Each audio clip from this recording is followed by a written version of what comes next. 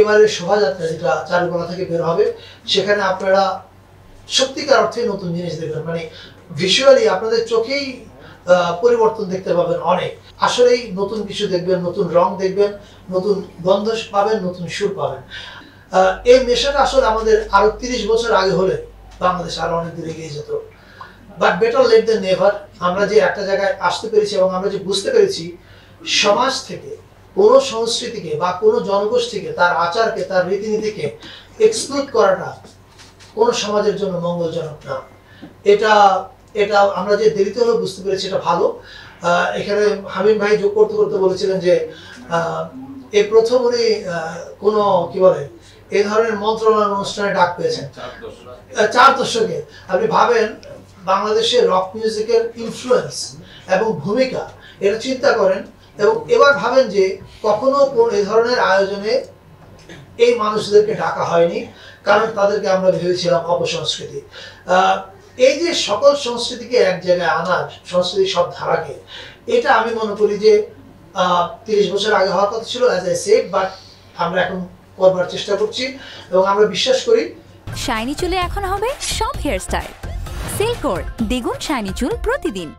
এবারের শোভাযাত্রা যেটা চারুকলা থেকে বের হবে সেখানে আপনারা সত্যিকার অর্থে নতুন জিনিস দেখবেন, মানে ভিজুয়ালি আপনাদের চোখেই পরিবর্তন দেখতে পাবেন। অনেক সেটা এখন আমরা ডিটেল না বলছি, ইটস এ টিজার। যারা অংশগ্রহণ করবেন তারা প্রত্যেকে নিজেরাই নিজেদের চোখে দেখতে পাবেন যে পরিবর্তনগুলো কিভাবে ঘটছে। তবে আসলেই নতুন কিছু দেখবেন, নতুন রং দেখবেন, নতুন গন্ধ পাবেন, নতুন সুর পাবেন। আর এছাড়া অন্যান্য অনুষ্ঠানের তালিকা বুলেট পয়েন্ট করে আপনাদের এটা বন্ধ করে দিলে ভালো হয়। বুলেট পয়েন্ট করে নিশ্চয় দেওয়া হবে। মাত্র তো আমরা মিটিং শেষ করলাম, ফলে রেজুলেশন লিখতে সময় লাগবে।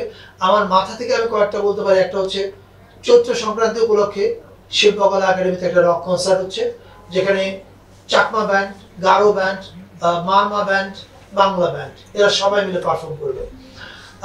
আবার চৈত্র সংক্রান্তি উপলক্ষে সোহরাওয়ার্দী উদ্যানে যে মুক্ত মঞ্চ আছে সেখানে বাংলার বাউল এবং ফকিররা গান গাইবেন, ওদের একটা উৎসব হবে ওখানে। এছাড়া 14 তারিখে সংসদ ভবনের সামনে একটা সাংস্কৃতিক অনুষ্ঠান এবং ড্রোন শোর আয়োজন করা হবে। ড্রোন শো হচ্ছে চাইনিজ এমবেসি সহযোগিতায়, তারা আমাদেরকে এই সাপোর্টটা দিচ্ছে। সেখানে আপনারা বিকেলবেলা গান শুনবে এবং সন্ধ্যার পরে দেখবে যে সংসদ ভবনের উপরে বাংলার আকাশে কিছু ড্রোন দিয়ে কিছু ইমেজ তৈরি করা হচ্ছে। সো এটা হবে হচ্ছে সংসদ ভবনে। এছাড়া সুরের ধারার কথা আপনারা জানতেন যে তারা লালমাটি এবং চিনমতি সম্মেলন কেন্দ্রে করতো, কিন্তু এবার তারা করবে হচ্ছে ধানমন্ডি 8 নম্বরের যে রবীন্দ্র সরোবর এবং এর পার্শ্ববর্তী এরিয়াগুলো যে আছে সেখানে তাদের গানের অনুষ্ঠান হবে এবং মেলার মতো আয়োজন হয়, সেই জিনিসগুলো হবে। অর্থাৎ ঢাকার নানা জায়গায় উৎসব ছড়িয়ে যাবে।